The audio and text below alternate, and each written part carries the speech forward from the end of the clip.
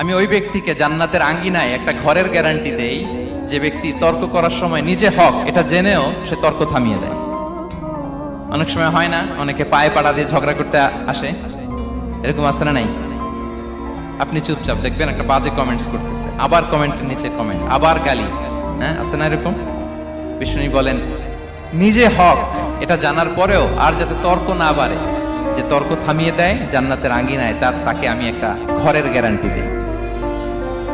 ওয়াবিবাইতিন ফি ওয়াসাতিল জান্নাতি লিমান তারাকাল কাযিবা ওয়া ইন কানা মাযিহান। আর ওই ব্যক্তিকে আমি জান্নাতের মাঝখানে একটা ঘরের গ্যারান্টি দেই যে ব্যক্তি কৌতুক করার সময়ও মিথ্যা পরিহার করে।